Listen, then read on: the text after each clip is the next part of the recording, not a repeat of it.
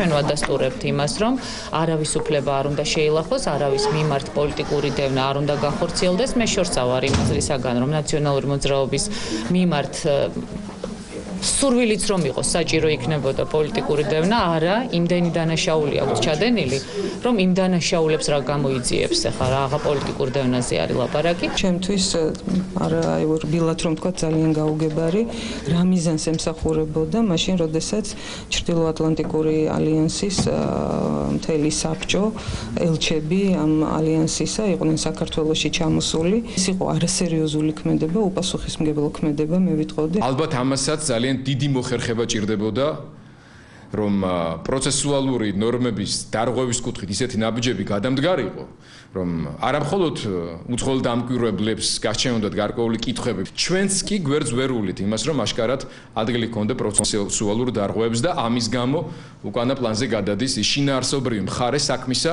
რომელიც აშკარად მეტყველებს მართლაც განსაკუთრებული მასშტაბის დატაცებებზე სახელმწიფო ბიუჯეტის და ხალხის საკუთრების.